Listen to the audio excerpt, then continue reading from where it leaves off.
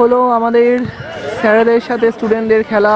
এটা হচ্ছে final match, খুব হাড্ডাহাড্ডি লড়াই হবে এবারে। এই দেখা যাক এই ফাইনাল ম্যাচে কে জেতে, কার পারফরমেন্স কত ভালো।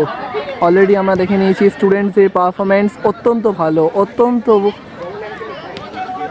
ভালো পারফরমেন্সের সাথে ওরা ম্যাচটা আগের ম্যাচগুলো খেলেছে, কিন্তু এখনও পর্যন্ত দেখা যায়নি যে আমাদের স্টাফেদের পারফরমেন্স কেমন। আশা করি আমরাও খুব ভালো পারফর্ম করতে পারবো। হাড্ডাহাড্ডি লড়াই হবে। এইটা হচ্ছে বল, এবার দেখা যাক এই বলের ওপর কার দখল কত বেশি।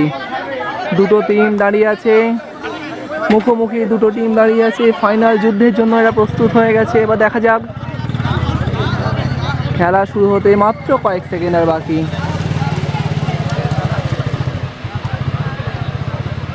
খেলা শুরু হতে মাত্র কয়েক সেকেন্ড বাকি। আমাদের জয়দীপ স্যারের পায় বল, দেখা যাক কি হয়। নিশ্চয়ই খুব হাড্ডাহাড্ডি লড়াই হবে, ঠিক বোঝা যাচ্ছে না এত দূর থেকে ওনারা নিজেদের মধ্যে কি আলোচনা করছেন। মনে হয় খেলা সংক্রান্ত কি সমস্ত প্ল্যানিং ওরা সাজাচ্ছেন। ভালো করে প্ল্যান করে নেওয়া দরকার যে কোনো খেলার আগে, যে কিভাবে খেলাটা হবে, কিভাবে অপোনেন্ট প্রতিপক্ষকে রোধ করা যাবে। দেখা যাক, একজন বল, একটা বল, দুজন দাঁড়িয়ে আছেন।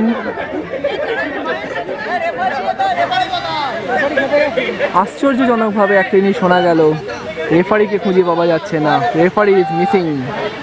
কে হবে রেফারি, বা কোথায় গেল সে রেফারি? রেফারি এখনো প্রস্তুতি হয়ে উঠতে পারেনি। তাহলে যতক্ষণ রেফারি আসুক ততক্ষণ আমরা একটা ছোট্ট বিরতি নিয়ে নিই। After the break we will come back again.